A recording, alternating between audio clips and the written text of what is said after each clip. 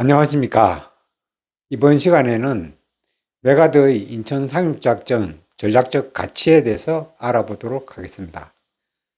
71년이 지난 인천 상륙작전의 많이 기억하는 사람들은 없을 것입니다. 6.25 전쟁 시 풍전등화와 같은 위기 상황에서 인천 상륙작전이 없었더라면 지금의 대한민국은 아마 존재했을까 의문을 가질 수가 있는 최고의 작전이 바로 인천 상륙작전입니다. 그러면 인천 상륙작전에 대해서 작전 실시 배경과 그리고 미국에서 인천 상륙작전을 반대했던 이유, 그리고 메가더가 인천 상륙작전을 설득시켰던 그 리더십, 그리고 마지막으로 인천 상륙작전의 성공 요인과 효과에 대해서 알아보도록 하겠습니다. 먼저 인천 상륙작전의 실시 배경입니다. 당시 풍전당화 같은 위기 상황에서 반격작전의 계기를 마련하기 위한 대우회 기동이 필요하였습니다. 두 번째는 대우회 기동을 통해서 인천이 해머가 되고 부산, 즉 낙동강 방어선이 모루가 되어 도간의 던지를 괴멸시키는 작전의 필요성이 대두되었습니다.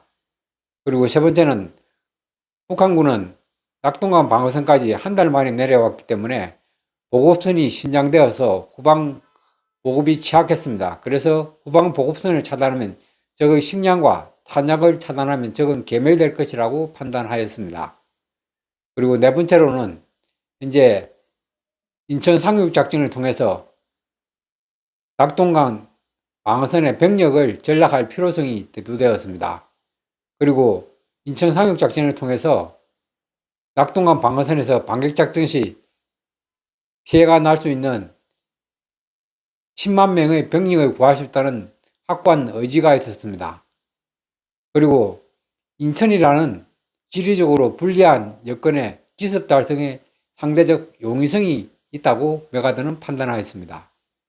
그리고 마지막으로 메가드는 전력의 집중 운영과 기습 달성, 폭도전에서 우월감을 발휘할 수 있는 자신감을 강하게 표현한 것이 바로 인천 상륙작전을 실시하게 된 배경이 되겠습니다. 그러나 이러한 인천 상륙작전을 크로마이트 계획하에 약 2달간 준비를 하였지만 미 합참은 절대적으로 반대를 하였습니다. 그래서 마지막으로 인천 상륙작전에 대한 실시 여부를 결정하기 위해서 9월 초에 동경회의가 실시가 되었습니다. 이 동경회의에서 미국의 해군 작전부장 콜린스와 미 합참의장 브래들리도 대동을 하였습니다.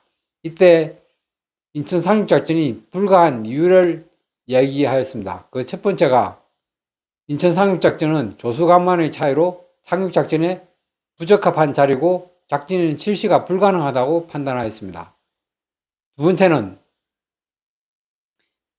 인천과 부산의 거리가 240km 직선 거리이기 때문에 너무 원거리로 낙동강 방어선 유지가 제한된다는 의견을 표시하였습니다. 그리고 세 번째로는 현재 미 8군의 예비대인 해병여단을 상륙작전 부대로 차출하면은 부산 교도부 확보가 위험하다는 논리를 제기하였고, 네 번째는 현재 일본에 주둔 중인 미 7타단을 상륙작전 부대로 편성하면은 일본 방위에 위험을 초래할 수 있다고 주장하였습니다. 그리고 당시에 상륙을 할 수 있는 선박이 대단히 부족한 단점이 있었습니다. 그리고 총체적으로 인천이라는 지역은 지리적으로는 이제 부산과 인천 간에 240km로 너무 원거리에 떨어져 있고, 지형적으로는 이제 월미도를 극복해야 되는 난점이 있고, 해상적으로는 조수간만의 차가 때문에 절대 상륙작전이 불가하다고 주장하였습니다. 이에 대해서 메가드는 바로 굴복당할 유인이 아닙니다. 메가드는 왜 인천 상륙작전이 실시돼야 되는 이유에 대해서 설득의 리더십을 발휘했습니다. 그 첫 번째 이유가 우리 아군이 인천이 상륙이 불가한 지역으로 판단하는 만큼 북한군도 상륙이 불가하다고 판단하기 때문에 오히려 기습 달성에 더 유리하다 하는 역으로 이용을 하였으며, 두 번째는 만약 인천 상륙작전이 실시되면은 낙동강 방어선에서 바로 공세행동을 실시했을 때 10만 명의 병력 희생을 감소를 막을 수 있다고 얘기를 했습니다. 세 번째는 상륙작전이 실시되지 않는다면은 장병들이 소와 같이 도살장에 끌려가는 모습을 메가더 원수는 지휘관으로서 지켜볼 수가 없다. 책임을 못 지겠다는 논리를 제시했습니다. 그리고 한국이 공산화되면은 유럽도 중대한 위기에 처할 것이라는 연계성을 얘기를 하였고, 그리고 지금은 상륙작전을 할 수 있는 최적의 어떤 시기이고 전 세계의 위기와 기회의 어떤 시기라고 주장을 했습니다. 그리고 만약 상륙작전을 실시하다가 실패한다면 그것은 지휘관의 책임일 뿐 낙동강 방어선에 미치는 영향은 절대 없을 것이라고 확신을 주었고, 마지막으로 군인의 생애에 대해서 군인은 촛불과 같은 인생으로서 언제 꺼질지 모른다. 군인에게 안전지대는 없다. 나와 메가더는 이 모든 작전에 대한 책임을 지겠다고 얘기를 하였습니다. 이에 결정적인 이유는 인천 상륙작전을 실시하지 않았을 때 10만 명의 병력이 희생을 과연 누가 감수할 수 있느냐, 여기에 대해서 브래들리는 확신이 가지 않았기 때문에 메가더의 손을 들어주었습니다. 결국 메가더를 설득하기 위해서 비행기로 미국에서 동경으로 온 브래들리 합참의장은 결국 설득당했습니다. 메가더는 이러한 동경회의 결과에 대해서 적군과 싸우는 것보다 아군과 싸우는 것, 설득을 하는 것이 더 어렵고 힘든 싸움이었다고 수려하였습니다. 결국 인천 상륙작전은 성공하였습니다. 상륙작전의 성공 요인은 우리는 인천 상륙작전은 3000분의 1의 확률이라고 그랬는데 이것은 우연성이 아니라 개연성입니다. 메가더는 약 2달간 크로마이트 계획하에 지형을 치밀하게 연구하였고 다른 상륙작전의 어떤 교훈들을 연구하여 인천 상륙작전을 준비한 개연성의 결과라는 겁니다. 두 번째는 인천 상륙작전을 통해서 적의 보급선이 차단되면서 또한 해머와 모로 전술을 해서 지대대에 적을 완전히 경멸함으로써 조기에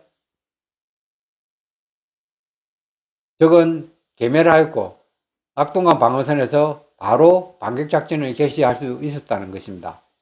세 번째는 메가더의 뛰어난 설득의 리더십이란 겁니다. 만약 다른 사람이었다면 이 인천 상륙작전을 성공할 수 있었겠냐? 저는 그렇게 생각하지 않습니다.